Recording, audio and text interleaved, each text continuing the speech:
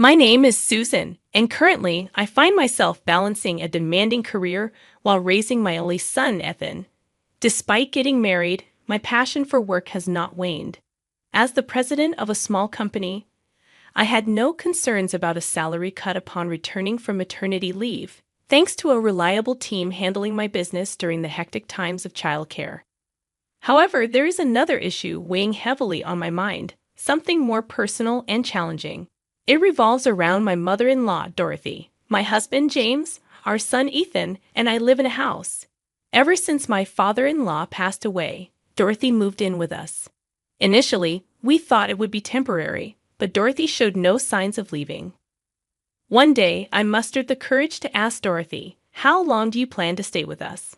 In a dramatized manner, she raised her voice and began to cry, accusing me of trying to kick her out. I was taken aback by her reaction, feeling a mix of surprise and confusion. James, who overheard our conversation, rushed to Dorothy's side and comforted her. After Dorothy stopped crying, James asked her to go to her room, leaving me alone. He immediately glared at me and accused me of being cold to his mother. I clarified that I didn't intend to tell her to leave, but James interpreted my inquiry differently, concluding that I was in the wrong. Reluctantly, I backed down, wrestling with my thoughts about Dorothy staying for an extended period. I was curious about when she would leave but felt unable to ask directly due to the fear of emotional repercussions. Dorothy behaved as though the house were her own, showing little regard for my comfort. One unexpected day, she made a startling announcement. She decided to relinquish her ancestral home and transfer all her belongings to my house. A moving truck driven by Steve, a friendly but straightforward mover, pulled up in front of their house. I was speechless with astonishment, my mouth agape in disbelief. On that day, supposed to be special for Ethan with a planned family outing to the amusement park, James disrupted the plans by declaring it a day for unpacking. Ethan, anticipating the amusement park visit, glanced between me and James with a near-tearful expression, seeking reassurance about their plans. I found myself comforting my son in the midst of the unexpected changes. I reassured Ethan, "Don't worry, Ethan will definitely go to the amusement park." However, James frowned, questioning, "Are we really going to play instead of unpacking?" I firmly responded that a family trip to the amusement park had been a long-standing plan, emphasizing that breaking a promise to our child for unpacking was unthinkable. I stood my ground, believing in the righteousness of my stance. The planned visit to the amusement park had been set over a month in advance. We had prepared various things and were looking forward to spending this day as a family. Spending time together was crucial for us. Yet, it was a complete surprise to hear that my mother-in-law was suddenly moving into our house. Moreover, being told that today was the day for unpacking left us bewildered. I prioritized our family plans above all. It's my policy to cherish the bond with my family. However, my mother-in-law reacted emotionally to my decision, crying excessively and claiming, "Susan doesn't want to live with me. That's why she's prioritized her own child over me." Steve, the mover, realizing the conversation wasn't progressing, asked, "Well, unpacking can be done anytime. Isn't keeping a promise with your family more important? Also, did you actually inform your daughter-in-law about the move?" Perhaps embarrassed by Steve's rational words, my mother-in-law's face turned red. My husband, James, just glared at me, uncertain of how to react. It seemed he preferred to prioritize packing for his mother over going to the amusement park with our son. Nevertheless, I took Ethan's hand and headed to the park as promised, creating a clear rift between my husband and me. One day, my mother-in-law casually broached the subject. "Hey, Susan, could you possibly stay home this upcoming weekend?" Seemingly oblivious to any plans I might have already made, a surge of irritation welled up inside me. Yet I strived to maintain composure in my response. "Why do you ask?" I inquired, striving to mask my annoyance with a tone of neutrality. She expressed her desire to spend quality time with Ethan, claiming that I was always around him, making it unfair for her. It was apparent she had eavesdropped on my earlier conversation about a mall outing plan with Ethan for the next weekend. She began to assert that I should avoid joining them at the mall, suggesting a scenario where James, Ethan, and herself would go, leaving me to oversee the house alone. I responded, "If you're keen on visiting the mall, why don't we all go together?" I suggested, hoping to strike a balance and not let Ethan out of my sight, especially not with Dorothy, whose trustworthiness had been in question since the day I witnessed her faint tears. Dorothy's expression morphed into a mix of reluctance and disappointment. She was jarred by my proposition.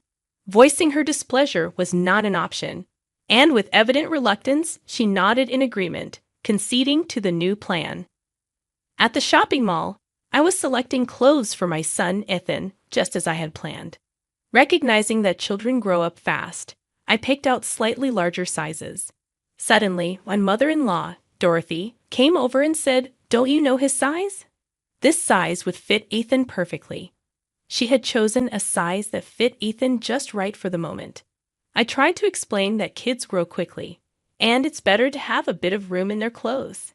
However, Dorothy quickly retorted, "When he grows, just buy new ones. Don't be so stingy." I was internally taken aback by her attitude. Continuously buying perfectly fitting clothes would be a waste of money, and our family budget couldn't afford such frequent purchases. I resisted. But then my husband, James, intervened, saying, "I'm paying the bills. If you're stingy, it reflects poorly on me." Ultimately, James paid for the clothes Dorothy had picked out. Afterward, Ethan wore those clothes for a while, but in just a few months, he started complaining that they were too tight and stopped wearing them. Dorothy saw this, and her face showed a mix of emotions, a complicated blend of realization and disappointment. Deciding to sort out the unnecessary clothes overflowing in our home, many of which were no longer in use, I chose to give them to a mother friend of mine whom I got close to at the daycare center attached to our company. She was delighted to receive them, and seeing her joy warmed my heart. However, my use of this daycare center seemed to be something my mother-in-law couldn't come to terms with. She didn't try to hide her critical attitude towards me, challenging me with a stern tone. "Why would you leave Ethan with someone else when I'm right here at home and working while having a child? That's detrimental to his upbringing." Her words pierced deeply into my heart, but I felt the need to firmly state my position. "Actually, I need to work too, or our finances wouldn't make ends meet," I replied. Yet, with a firm resolve, my mother-in-law further criticized me, saying, "Just how much do you think your earnings amount to? I'm sure James brings home much more than you, so you wouldn't need to work for us to live comfortably. You must be incompetent at your job," she accused. Her words deeply scarred me, and at that moment, I wondered if James had ever mentioned to her that I was the president of our company. Frustrated with this realization, I felt the need to find a new way to navigate this complex relationship with my mother-in-law. "I actually earn more than James, mother-in-law," I said, my voice laced with a mix of confidence and a hint of sarcasm. Little did I know this remark was about to ignite a fiery response from Dorothy, my mother-in-law. "How dare you speak like that, daughter-in-law?" Dorothy raised her voice, a blend of shock and anger seeping through her words. "To openly undermine your husband is unforgivable. Not only does she barely manage to care for our child, but she also has James assist with the household chores. And now she boasts about earning more than her husband. Can't she even show the slightest respect for him? James wouldn't struggle a bit without you around." Dorothy's voice grew louder, filling the room with her indignation. Hearing the commotion, James entered the room, a look of concern etched on his face. "What's going on?" he asked, sensing his son's presence as a form of support. Dorothy continued with even more vigor. "Tell me, James, you don't meet Susan, do you? If it were just you, me, and Ethan, we could live happily. This woman's presence only makes our lives more constrained, doesn't it?" James, slightly taken aback, responded hesitantly, "Ah well." His lackluster replies seemed to fuel Dorothy's resolve. "Then let's go for a divorce," she exclaimed, retrieving a divorce form from the shelf. It appeared that Dorothy had been harboring the intention of suggesting a divorce to me and James all along. Internally grappling with the turmoil, I came to the realization that I no longer needed a husband who prioritized his mother over his own family.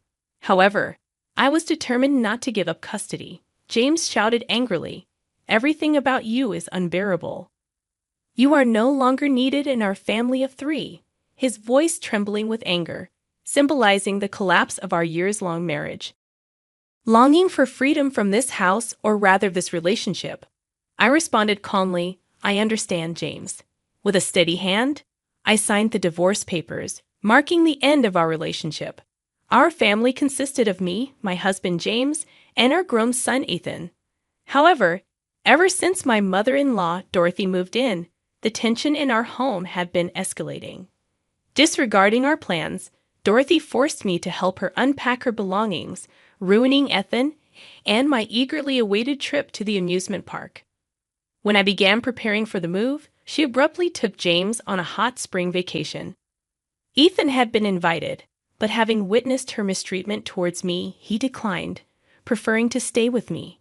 He was still upset about how Dorothy nearly canceled our amusement park plans. Respecting Ethan's decision, James and Dorothy left for their trip, leaving us behind. During their absence, I packed only mine and Ethan's belongings and had them transported by the mover Steve. In my decisive letter, I informed James that he would be responsible for the $4,000 monthly rent for this house henceforth. I also mentioned hiring a lawyer for the custody battle and property division. Leaving the letter on the table, Ethan and I stepped into our new life. Upon their return from the week-long hot spring vacation, James and Dorothy contacted me immediately over the phone. James exclaimed, "Susan, did you really take Ethan with you? Mom is upset. Shouldn't I have custody?" His voice was a mix of anger and surprise. Realizing he hadn't read the letter I left, I asked James gently, "Could you please read the letter I left on the living room table?" The living room, a space she had designed with great care, radiated warmth. He harbored serious concerns about the content of the letter. If it's that letter, Mom said she'd check it first. And she's already read it?" James responded, a bit bewildered, often taking his mother Dorothy's word for everything. I explained the contents of the letter. "It says that you will be responsible for the $4,000 monthly rent of this house going forward. It also states that I won't give up custody of Ethan. And regarding the division of property, I'll contact you after hiring a lawyer." $4,000, James exclaimed in shock, standing frozen. He was aware of the rental status of their home, but had not grasped the actual amount. His cavalier attitude towards financial management had always been a source of stress for me. This house was a rental costing about $4,000 monthly, which I had initially opposed living in. However, James had been adamant about this house, throwing a fit in an unbelievable manner, and I eventually gave in, with him pushing the responsibility of paying the rent entirely onto me. I found myself shouldering the burden of paying the monthly rent, which amounted to approximately $4,000, while James was expected to handle other living expenses. However, James had a habit of spending money without planning, often leaving me to cover the bills. This lack of financial responsibility extended to his mother, Dorothy, who frequently miscalculated her expenses and would call me over at the checkout when she realized she didn't have enough money. I was deeply disappointed with their inability to manage money. James would spend on his hobbies and desires before prioritizing living expenses, leaving me exhausted from his financial oversights. I had contributed my entire salary to the household for a long time, leaving me with very little for myself and making life extremely challenging. Recently, the burden intensified with increased expenses for Dorothy's food and allowance.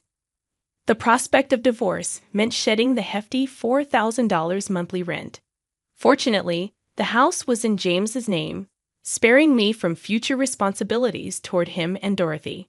However, when I asked James to continue paying, he exclaimed, "Why should I pay? I don't live there anymore, and we're divorced. Dorothy even told me to leave the house, so I have no obligation to pay rent." In desperation, James pleaded for my help, but Dorothy intervened, confidently declaring, "Even without you, we can manage the rent.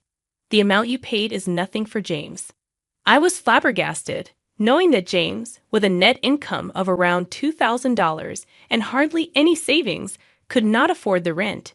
Dorothy seemed under the impression that James was still financially well off, leading her to mistakenly believe in his abundance. Realizing the impracticality of their situation, I urged them to consider canceling the lease and discussing it with the real estate agent. Dorothy snapped back, dismissing my concerns. Frustrated, I hung up the phone, contemplating how James and Dorothy could provide a stable environment for raising a child. Ethan and I had recently moved into an apartment in a convenient neighborhood close to my workplace, creating a comfortable living environment. About a month after my divorce, James and Dorothy unexpectedly showed up at my workplace, causing a scene at the company's entrance and demanding to see the boss, which was me. I, who was out for lunch with Ethan at a family restaurant, was taken aback when I returned with him, only to find Dorothy and James causing a commotion at the reception. The child care center inside the company allowed me to have Ethan close even at work.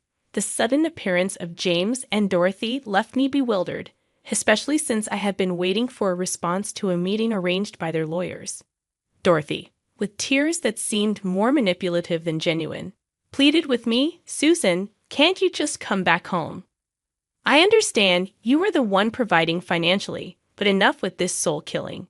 It's time to put an end to this." It was clear that Dorothy believed her tearful act would work on anyone besides her son. She was intent on painting me as the villain in this situation. In response to Dorothy's pleas, James chimed in, "Hiring a lawyer? What were you thinking? This is a matter between us as a couple. Ethan would surely be happier with both his parents together." Despite his words, a father who prioritizes his mother over his own son only adds to the child's sorrow. Sighing deeply, weighed down by inner turmoil, I turned to James and said firmly yet calmly, "We're divorced. We're strangers now. If you have something to say, please do it through a lawyer." Upon hearing this, James seemed to realize that talking to me was futile. He turned to our son Ethan, who was standing beside his grandmother, and began speaking. "Hey Ethan, you'd prefer to stay with your dad and grandma, right?" James said, attempting to sway Ethan. "Absolutely, it must be lonely just with your mom always busy with work," added the grandmother, chiming in with her own persuasive tone. Ethan, seemingly frightened by this exchange, hid behind me and burst out crying loudly. "I don't like you both, you're mean." His pure tears were far more impactful than the grandmother's feigned weeping, resonating strongly with everyone around. Employees from nearby offices quickly gathered, responding to the commotion. They ushered James and the grandmother out of the company, restoring a semblance of order. Relieved at being freed from this distressing situation, I let out a sigh of relief. Later, through my lawyer, I warned them that if they ever showed up unannounced at my office or followed me and Ethan, I would consult the police. This warning seemed to calm them down. James and his mother, who were previously living in a house costing $4,000 in rent, had to let go of their luxurious lifestyle and move into a modest apartment. But the real tragedy for James was just beginning. He had been boasting to his colleagues about living in a lavish house, and now, terrified of them discovering his downgrade to a humble apartment, he quit his job without consulting his mother. This abrupt decision infuriated his mother.